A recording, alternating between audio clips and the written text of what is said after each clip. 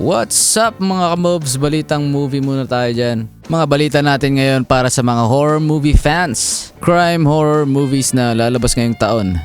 Tara, pag-usapan na natin yan. Alright, simulan natin dito sa Psycho Killer. So ito ang summary niya mga kamovie. A police officer tracks a killer after her husband, a highway patrolman, becomes one of his victims. Parang may pagka-The Collector vibe to. Nako mga ka-movie, kung mahilig ka sa ganitong mga movies, mga Psycho Killer, at kung di mo pa napanood yung The Collector tsaka The Collection, recommend ko rin sa inyo yan.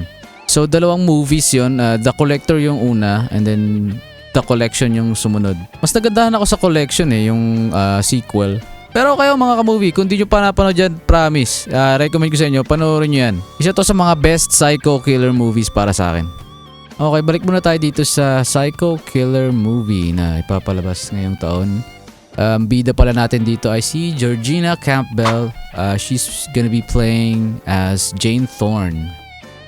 So siya yung police officer dito sa summary natin at yung asawa niya magiging biktima nung Psycho Killer. At yung Psycho Killer guys gaganapin ni James Preston Rogers. Ayan. Drop ko na lang yung link dyan sa baba mga ka-movie kung gusto nyo mapanood yung trailer. Ayan, ipapalabas to guys next week, February 20th. Pero mga ka-movie, unfortunately wala pa siyang specific confirmation kung ilalabas siya dyan sa cinema sa Pinas. Okay, dito naman tayo sa Ready or Not 2, Here I Come. Ayan, meron pala tong part 1 guys, hindi ko pa napanood Nung nabasa ko yung summary mga ka-movie, mukhang direct sequel siya. Ayan, basahin natin. After surviving one deadly game, Grace and her sister Faith must now outrun four rival families competing for a powerful throne. Winner takes all. So si Grace yung bida natin guys, played by Samara Weaving. Sa prequel ng movie mo kasi Grace lang yung nagdala Parang siya lang yung bida dun. And dito sa Ready or Not 2, kasama na yung may kapatid siya. Pinasok nila sa storya. Si Faith, ayan, played by Catherine Newton. And si Ursula Danforth, played by Sarah Michelle Gellar. Siya yung one of the primary antagonists natin dito sa movie. Parang may vibe to sa akin guys na katulad nung sa The Purge 2. Yung scene na may kinuha sila mga biktima tapos kailangan nila mag-survive dun sa madilim. Tapos papatayin sila ng mga naka-night vision na SWAT ata yun, ng mga member. Parang ganun lang yung vibe na nakikita ko dito. Anyway guys, ipapalabas yan next month, March 20th. So ito may confirmation guys, ipapalabas yan sa cinema sa Pinas. Pero parang March 25th ata nakaschedule. Okay, dito naman tayo sa The Dreadful. So nakaset sa 15th century itong movie na to. Yan, ang main casts natin sila Sophie Turner, Kit Harington, and si Marcia Gay Harden. Ayan yung summary natin. Si Anne will be played by Sophie Turner and her mother-in-law Morwen will be played by Marcia Gay. Tapos itong bumalik na lalaki from their past should be Kit Harington. Jago yung pangalan ng character niya. So kung papanoorin natin yung trailer, may pagka-brutal yung movie Mukhang magsisimula yung kababalagan nito pagdating ni Jago sa place nila Anne at ni Morwen. Base sa ibang plot niya guys, si Jago may dala siyang curse. So pagdating niya doon sa place nila Anne, doon na nagsimula yung mga supernatural events. And also, yung storya daw nito ay magre-revolve doon sa mysterious cursed knight na gusto patayin lahat. So medyo intriguing siya kung ano bang meron doon sa knight, tapos kung paano na-curse si Jago or baka si Jago yung knight. Di natin alam kaya ayun, medyo intriguing siya. Ayan, ngayong month siya ipapalabas guys, February 20th. Medyo malabo pa kung ipapalabas siya sa Pinas, wala pang confirmation. So check nyo na lang guys kung gusto nyo panoorin to sa cinema. Ngayong February naman yan, makikita nyo dyan. Okay, next dito naman tayo sa Lee Cronin's The Mummy. Eto mga ka-movie, medyo trip ko to kasi maganda yung pagkakagawa sa trailer. Gusto ko yung mga ganito kasi wala siya pinakita na mga scenes. At yung mga pinakita doon, mga hindi siya magkaka-connect.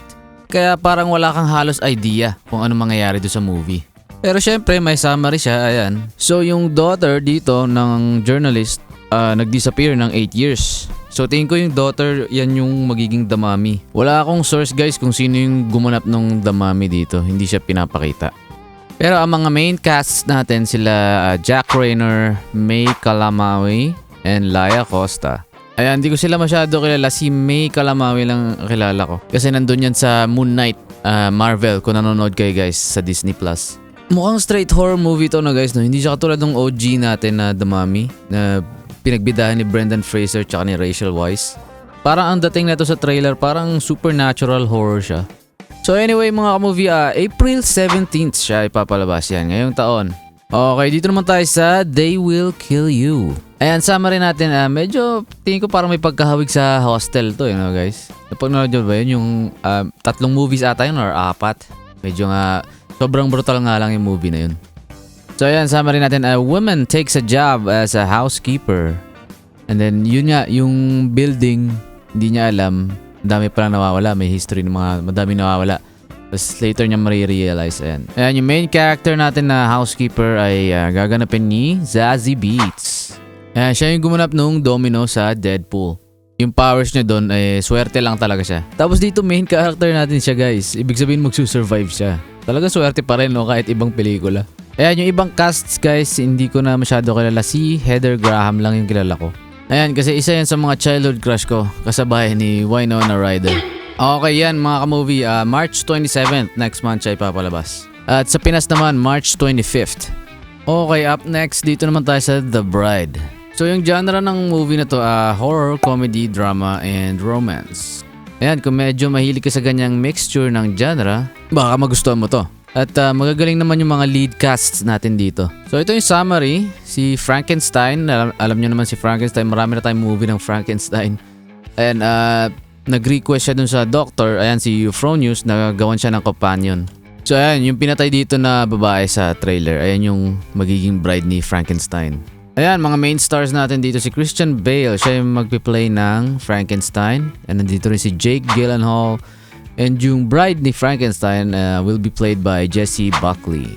Tingin ko dito mga ka-movie, parang magiging Joker and Harley Quinn yung tema niya eh. Parang horror crime na may pagka-psychotic. Bali yan, next month na pala yan guys, March 6 kung gusto mo mapanood yan. Anyway mga ka-movie, ayan, February 6, showing na siya ngayon. And kung nasa Pinas kayo, February 18 pa siya ipapalabas. Abangan nyo yan. Ayun mga ka-mobs, salamat sa pagtambay. Kung mayroon kayo na tripan dito sa movie updates natin, comment down below naman. Kita-kits sa next video guys, ingat.